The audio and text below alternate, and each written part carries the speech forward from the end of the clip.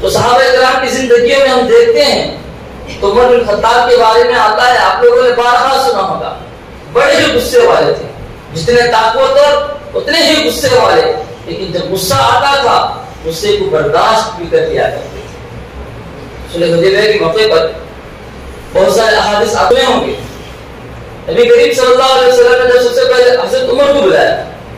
حضرت عمر کو بلانے کے بعد نبی کریم صلی اللہ علیہ وسلم نے کہا، اے عمر جاؤ قریش کے سرداروں کو آج یہ بتا کے آؤ کہ ہمارے یہاں پر آنے کا مقصد لڑائی جھگڑا نہیں ہے، بلکہ ہم کعبۃ اللہ کی زیارت کے لیے آئے ہیں، تم جا کے اس چیز کی خبر دے کے آنا۔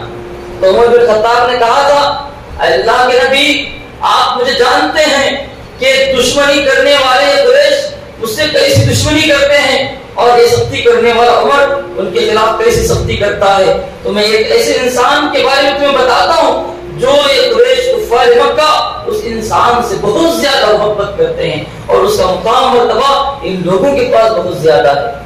تو اس وقت عمر فاروق رضی اللہ تعالیٰ عنہ نے حضرت عثمان کا نام نبی کریم صلی اللہ علیہ وسلم کے سامنے پیش کیا تھا۔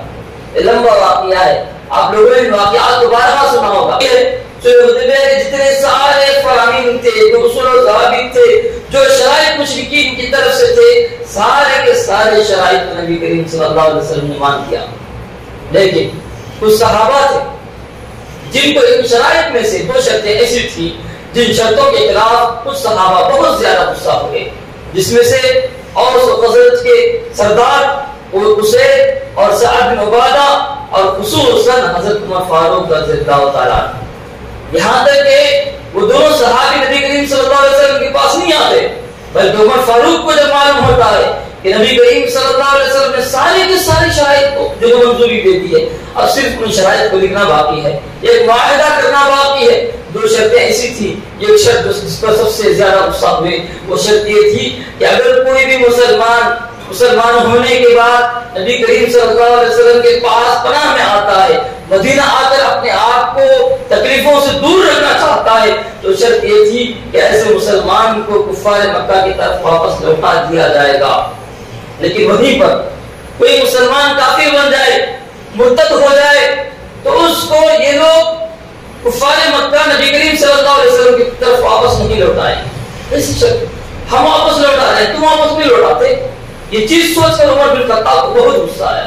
ایک اور چیز یہاں پر ایک اور شرط انہوں نے یہ رکھی کہ اس مرتبہ سارے کے سارے صحابہ نبی کریم صلی اللہ علیہ وسلم بھی واپس چلے جائیں گے، عمرہ نہیں کریں گے۔ تو عمر فاروق آ کر پوچھنے لگے نبی کریم صلی اللہ علیہ وسلم کے پاس، اللہ کے رسول کیا آپ اللہ کے نبی نہیں ہیں؟ نبی کریم صلی اللہ علیہ وسلم نے کہا میں اللہ کا نبی ہوں۔ پھر پوچھا کہ اللہ کے نبی ہم مسلمان نہیں ہیں؟ تو نبی کریم صلی اللہ علیہ وسلم نے کہا مسلمان ہیں۔ پھر پوچھا کہ اللہ کے نبی یہ لوگ مشرک نہیں ہیں؟ تو نبی کریم صلی اللہ علیہ وسلم نے کہا یقیناً یہ لوگ مشرک ہیں۔ پھر کہا اللہ کے نبی پھر ایسی شرطیں کیوں آپ منظور کر رہے ہو، کیوں ان شرطوں پر آپ راضی ہو جاتے ہو؟ تو نبی کریم صلی اللہ علیہ وسلم نے کہا تو عمر فاروق سے، اے عمر فاروق میں اللہ کا بندہ بھی ہوں، اس کا رسول بھی ہوں، میں کبھی اس کی نافرمانی نہیں کر سکتا۔ اس کے بعد عمر فاروق پوچھتے ہیں اللہ کے نبی کیا آپ نے نہیں کہا تھا کہ ہم لوگ جا کر عمرہ کر کے آ جائیں گے، ہم لوگ کعبۃ اللہ کا طواف کریں گے، ہم لوگ زیارت کریں گے، کیا آپ نے نہیں کہا تھا؟ تو نبی کریم صلی اللہ علیہ وسلم نے کہا اے عمر فاروق میں نے کہا ضرور تھا، لیکن میں نے یہ نہیں کہا تھا کہ اسی مرتبہ ہم کریں گے، انشاءاللہ اگلی مرتبہ اگلے سال میں ہم لوگ کریں گے، عمرہ کریں گے، زیارت کریں گے، کعبۃ اللہ کا طواف بھی ہم کریں گے۔ اس سن کر عمر فاروق واپس پھر لوٹتے ہیں، ابھی غصہ نہیں ہوا، ابھی غصے کی حالت میں ابو بکر کے پاس جاتے ہیں، اس نے اللہ اے ابو بکر کہ نبی کریم صلی اللہ علیہ وسلم اللہ کے رسول نہیں ہے؟ وہ سارے سوالات پھر دہراتے ہیں جو سوالات نبی کریم صلی اللہ علیہ وسلم سے انہوں نے کہا تھا۔ پھر ابو بکر صدیق رضی اللہ تعالیٰ عنہ دلاسا دیتے ہیں، تسلی دیتے ہیں، اے عمر فاروق خاموش ہو جاؤ، وہ اللہ کے نبی ہیں، ان کو مصلحتیں زیادہ معلوم ہوتی ہیں، اللہ تبارک و تعالیٰ کو جو چیز زیادہ معلوم ہوتی ہے اللہ تبارک و تعالیٰ ان پر وہی نازل کرتا ہے، تو ظاہر سی بات ہے کچھ اچھائیاں ہوں گی جو اچھائیاں ہمیں نہیں معلوم ہے ان کو معلوم، خاموش ہو جاؤ۔ عمر فاروق خاموش ہو جاتے ہیں۔ اس کے بعد بیان کرتے ہیں جب صلح حدیبیہ کو اللہ تبارک و تعالیٰ فتح کا نام دیتا ہے، یہ بہت بڑا نہ جنگ ہوئی نہ کچھ، لیکن صلح ہوئی، صرف اس صلح کو اللہ تبارک و تعالیٰ نے فتح کا نام دیا۔ یہ بہت فتح و کامرانی، بہت بڑی فتح و کامرانی تھی۔ اس کے بعد جب عمر فاروق کو معلوم ہوتا ہے، جب ایام گزرتے گئے اس کے فوائد ان کے سامنے جب آتے گئے، انہیں بڑا افسوس ہوتا گیا۔ بیان کرتے عمر فاروق رضی اللہ تعالیٰ عنہ، اس کے بعد جب مجھے احساس ہوا کہ صلح بہت بڑی فتح تھی، اس وقت جو میں نے الفاظ نبی کریم صلی اللہ علیہ وسلم کے سامنے بیان کیے، ان الفاظ پر جب کبھی مجھے افسوس ہوتا، میں صدقہ و خیرات کرتا، میں نیکیاں کرتا، میں نمازیں پڑھتا، میں روزے رکھتا، تاکہ اللہ تبارک و تعالیٰ میرے ان اعمال کو قبول فرمائے۔ غصہ بھی ہوئے، پھر اس غصے کا رد بھی انہوں نے پیش کیا۔ یہی نہیں، صلح حدیبیہ کے بعد نبی کریم صلی اللہ علیہ وسلم کی صحابہ اکرام رضوان اللہ علیہم اجمعین بھی برابر اس معاہدے پر قائم رہے، لیکن مشرکین نے کیا کیا؟ کفار مکہ نے کیا کیا؟ معاہدے کو توڑ دیا۔ بہت ساری مخالفتیں انہوں نے کی جن کو آپ لوگوں نے بعد جمعہ کے اندر سنا ہوگا، لیکن ان ساری مخالفتوں کے باوجود جب کفار مکہ کو یہ خدشہ ظاہر ہوا کہ نبی کریم صلی اللہ علیہ وسلم کو جب معلوم ہوگا کہ ہم نے اتنی ساری مخالفتیں کی ہیں، ضرور ہمارے خلاف کچھ کارروائی کریں گے، یہ سوچ کر انہوں نے ابو سفیان کو بھیجا کہ جاؤ نبی کریم صلی اللہ علیہ وسلم کے پاس جا کر سمجھاؤ۔ سمجھانے کے بعد انہیں بتاؤ کہ ہم آج سے پھر دوبارہ جو معاہدہ ہوا تھا اس پر ہم لوگ قائم رہیں گے، اس معاہدے کی جو تاریخ ہے اس تاریخ کو اور بڑھا دیں۔ ابو سفیان آتے ہیں، نبی کریم صلی اللہ علیہ وسلم سے مل رہے ہیں، نبی کریم صلی اللہ علیہ وسلم جو ہے بات کرنے کے لیے تیار نہیں ہے، ان کا جواب دینے کے لیے تیار نہیں ہے۔ ابو بکر کے پاس آتے ہیں، ابو بکر بھی جواب دینے کے لیے تیار نہیں ہے۔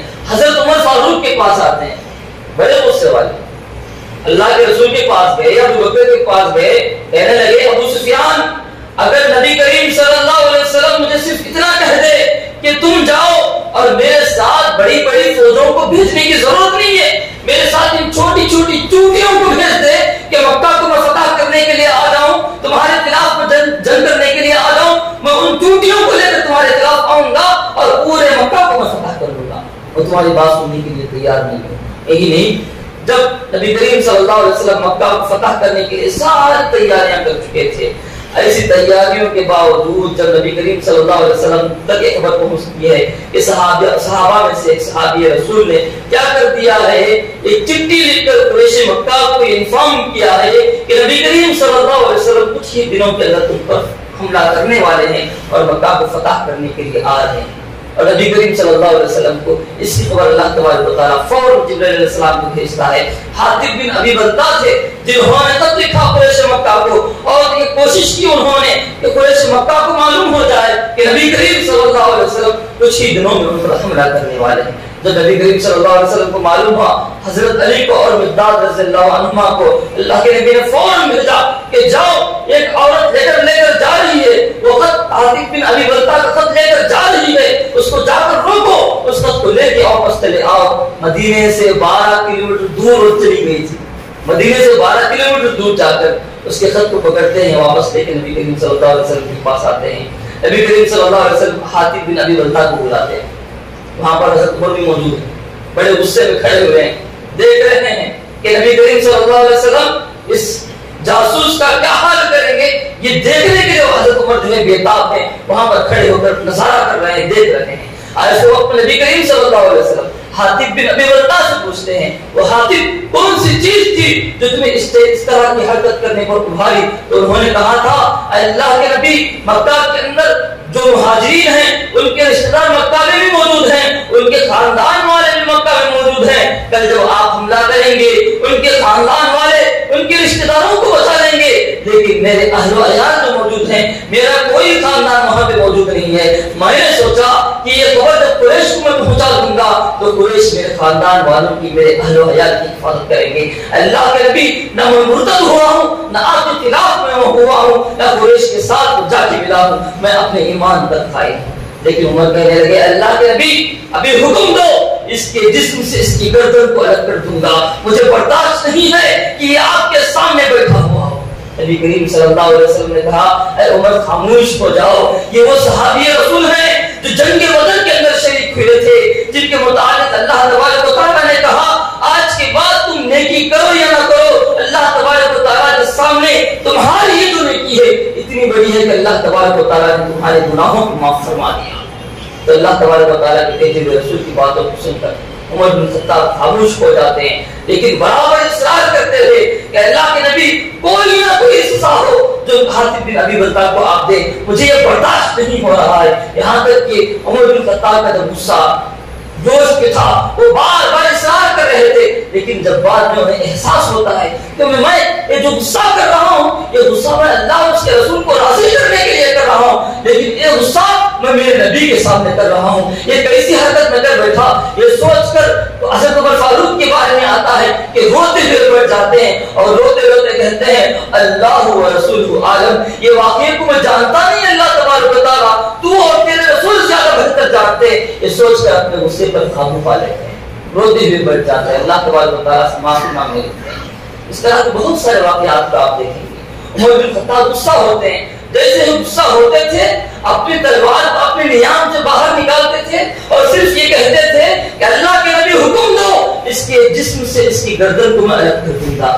ابو سفیان کا بھی واقعہ ہے، اس چھوٹے سے واقعے کو بیان کر کے اور کچھ فوائد کو بیان کر دینا مناسب سمجھتا ہوں۔ ابو سفیان کا بھی ایسے ہی واقعہ ہے، جب نبی کریم صلی اللہ علیہ وسلم مکہ کو فتح کرنے کے لیے نکلے، ابو سفیان کو جب اپنے جان کا خدشہ محسوس ہوا تو عباس رضی اللہ تعالیٰ عنہ نے اس سے کہا کہ جب تم اپنی جان کا خدشہ محسوس کر رہے ہو، تم ایسا محسوس کر رہے ہو کہ تمہارے خلاف کوئی کارروائی کی جائے گی، تو جاؤ نبی کریم صلی اللہ علیہ وسلم سے ملاقات کرو اور معافی مانگو۔ ابو سفیان گھبرائے ہوئے تھے، پریشانی کے عالم میں تھے، تو عباس رضی اللہ تعالیٰ عنہ نے کہا کہ چلو میں تم کو میرے ساتھ لے کے چلتا ہوں۔ عباس رضی اللہ تعالیٰ عنہ ان کو اپنے سواری میں پیچھے بٹھا کر لے کے آ رہے ہیں، نبی کریم صلی اللہ علیہ وسلم کے پاس لے کے آ رہے ہیں۔ سارے صحابہ پوچھتے ہیں یہ پیچھے کون ہے؟ بولتے ہیں ابو سفیان۔ کوئی مخالفت کرنے والا نہیں ہے۔ کون؟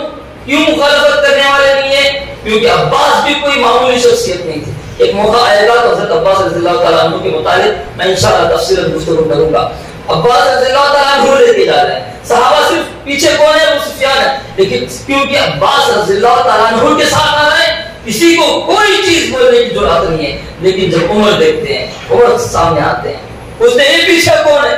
یہ پیچھے ابو سفیان بیٹھا ہوا ہے۔ فوراً عمر رضی اللہ تعالیٰ عنہ حضرت عباس رضی اللہ تعالیٰ عنہ کے سامنے کھڑے ہو جاتے ہیں اور کہتے ہیں کہ اللہ کے دشمن کو تم ساتھ میں لے کے آ رہے ہو، ذرا اس کو چھوڑو میں اس کا بدلہ لیتا ہوں، ذرا اس کو چھوڑو میں اس سے خیریت دریافت کرتا ہوں۔ ایسے غصے میں جب حضرت عمر فاروق آتے ہیں اس کے بعد عباس کہتے ہیں میں ان کو نبی کریم صلی اللہ علیہ وسلم کے پاس لے کے جا رہا ہوں، ذرا ہم کو آپ راستہ چھوڑو۔ حضرت عمر کہتے ہیں کہ دیکھو ابھی ہم نے حملہ بھی نہیں کیا، یہ ذلت و رسوائی کا یہ عالم ہے اس کا کہ خود پریشان ہو کر ہمارے سامنے آ گیا ہے۔ اللہ تبارک و تعالیٰ کی کبریائی کہتے ہوئے نبی کریم صلی اللہ علیہ وسلم کے پاس جاتے ہیں۔ جب ابو سفیان نبی کریم صلی اللہ علیہ وسلم کے سامنے کھڑے ہوئے ہیں، اللہ کے نبی کے سامنے حضرت عمر وہی الفاظ ادا کرتے ہیں، اللہ کے نبی یہ اللہ کا دشمن ہے، اس نے ہمارے خلاف بہت سارے جنگیں کی، ہمارے مسلمانوں کو اس نے مارا۔ جب جنگ احد کا میدان تھا، جنگ احد میں ابو سفیان پکارتے ہوئے آیا تھا، یہ کہہ رہا تھا کہ اے مسلمانوں کیا تم میں محمد ہیں؟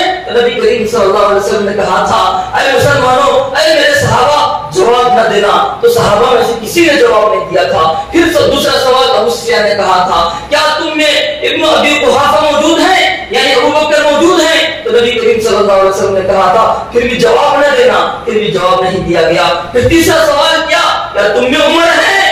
تو پھر بھی نبی کریم صلی اللہ علیہ وسلم نے کہا پھر بھی جواب نہیں دینا۔ تو ابو سفیان نے کہا تھا اگر جواب نہیں مل رہا ہے، یہ تینوں کے تینوں مارے گئے ہیں، تو اس نے اعلان کیا ہبل، یعنی ہبل ایک معبود تھا جس کی وہ عبادت کرتا تھا، کہ ہبل کی جے ہو۔ تو نبی کریم صلی اللہ علیہ وسلم نے اس وقت کہا اب جواب دو۔ صحابہ نے پوچھا اللہ کے نبی ہم کیا جواب دیں؟ تو نبی کریم صلی اللہ علیہ وسلم نے کہا اللہ اعلی و اجل کہہ کر جواب دو۔ اعلی ہبل کے جواب میں اللہ اعلی و اجل، اللہ تبارک و تعالیٰ سب سے بلند ہے، سب سے بزرگ برتر ہے اللہ تبارک و تعالیٰ۔ پھر اس نے کہا تھا ان لنا عزا ولا عزا لکم، ابو سفیان نے کہا تھا کہ ہمارے لیے عزا بڑا معبود موجود ہے لیکن تمہارے لیے کوئی عزا موجود نہیں ہے۔ تو نبی کریم صلی اللہ علیہ وسلم نے کہا تھا اب اے صحابہ تم جواب دو۔ صحابہ نے پوچھا اللہ کے نبی کیا جواب دے؟ تو کہا اللہ مولانا ولا مولا لکم، اللہ تبارک و تعالیٰ ہمارا مددگار ہے، تمہارا کوئی مددگار نہیں ہے۔ عمر نے کہا اللہ کے نبی چھوڑو، یہ ہمارا دشمن ہے، ہمارے خلاف میں اٹھا کرتا تھا، ایک منٹ مجھے مہلت دے دو، اس کے جسم سے اس کی گردن کو جدا کر دوں گا۔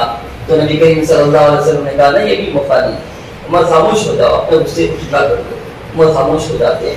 پھر اللہ تبارک و تعالیٰ ابو سفیان کو جو ہے اسلام لانے کی ہدایت دیتا ہے، وہ مسلمان ہو جاتے ہیں۔ تو کہنے کا مقصد ہے مسلمان بھائیو، ان سارے واقعات کے اندر ہمیں بہت ساری عبرتیں ملتی ہیں۔ پہلی چیز، حضرت عمر سب سے زیادہ غصے والے، سب سے زیادہ بہادر، اگر مقابلہ کرتے تو ان کا مقابلہ کرنے والا کوئی موجود نہیں تھا، لیکن اپنے آپ کو اپنے غصے کو کنٹرول کیا کرتے تھے۔ ایک مومن کی علامت ہوتی ہے کہ غصہ ہوتا ہے، غصہ آتا ہے انسان کو، لیکن فوراً اس غصے پر قابو پا لینا ایک مومن کی علامت ہوتی ہے۔